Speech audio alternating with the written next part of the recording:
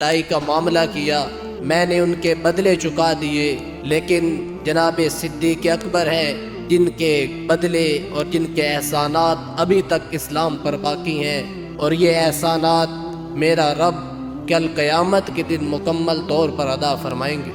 آپ خلیفہ اسلام بنے تو آپ کی جو زندگی تھی وہ آج کے حکمرانوں کے لیے مثل راہ ہے۔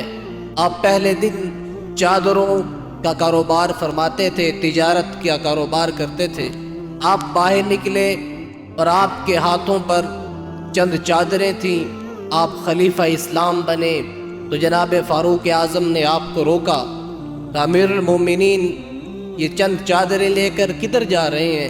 آپ نے فرمایا کہ میں انہیں بازار میں بیچنے کے لیے لے کے جا رہا ہوں۔ فرمایا آپ اس وقت اللہ کے نبی صلی اللہ علیہ وسلم کے بعد خلیفہ اسلام مقرر کر دیے گئے ہیں، آپ امیر المؤمنین آپ کو مقرر کیا گیا ہے۔ اگر آپ بھی تجارت کے لیے بازاروں کا رخ کریں گے تو لوگوں کے مسائل کون سنے گا؟ جب یہ بات جناب صدیق اکبر کے کانوں میں پڑی تو آپ نے فرمایا عمر تو جانتا ہے کہ میرے گھر کا گزر بسر اسی تجارت پر ہے، لہٰذا میرے پاس کوئی اور راستہ نہیں اپنے گھر والوں کو کھلانے کا پلانے کا۔ تو جناب فاروق اعظم نے فرمایا آئیے ہم ابو عبیدہ بن جراح رضی اللہ تعالیٰ عنہ کے پاس چلتے ہیں، جن کو حضور علیہ السلام نے امت کا امین قرار دیا ہے۔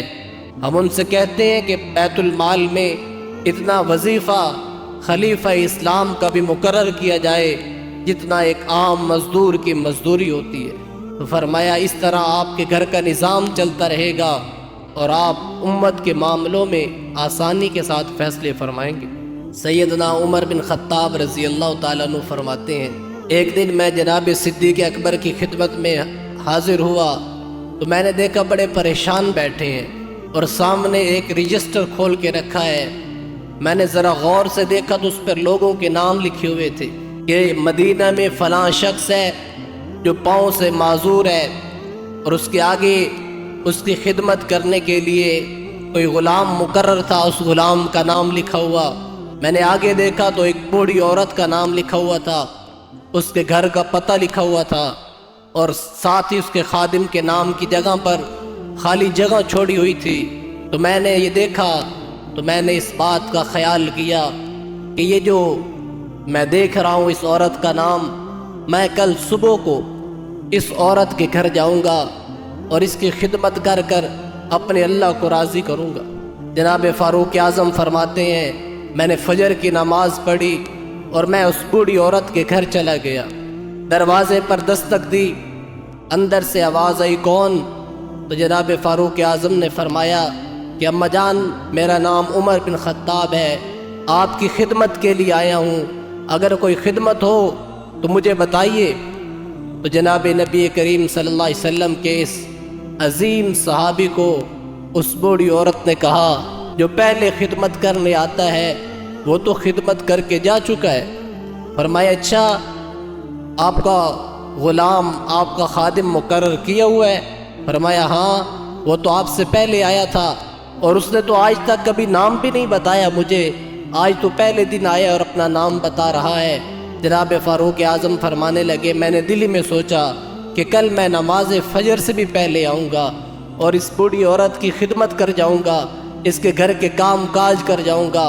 جناب فاروق اعظم رضی اللہ تعالیٰ عنہ دوسرے دن فجر سے بھی پہلے تشریف لائے، اور آپ جب آئے آواز دی دروازے پر اماں جان اندر آنا چاہتا ہوں، آپ کی خدمت کرنا چاہتا ہوں، آپ کے گھر کے کام کاج کرنا چاہتا ہوں۔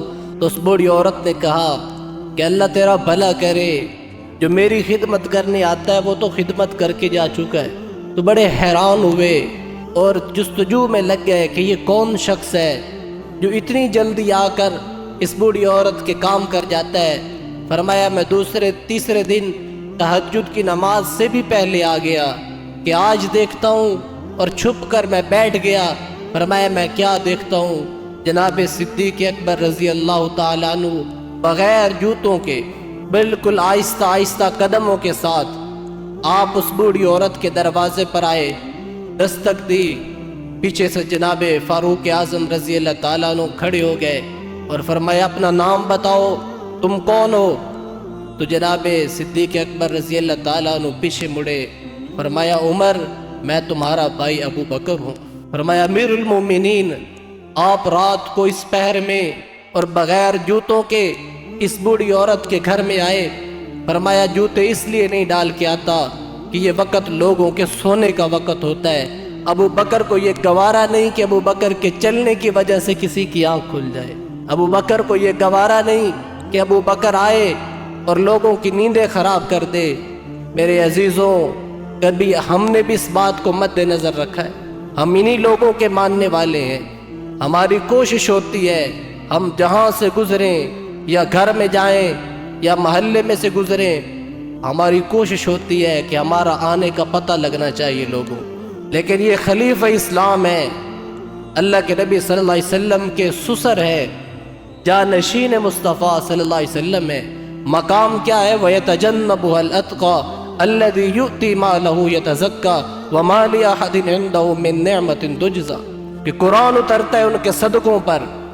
اللہ کے نبی صلی اللہ علیہ وسلم مسجد نبوی میں تشریف فرما ہے، حضور کے پاس جناب جبرائیل آئے، کہ یا رسول اللہ، یہ سامنے آپ کے ابو بکر بیٹھے ہیں۔ جی ابو بکر بیٹھے ہیں۔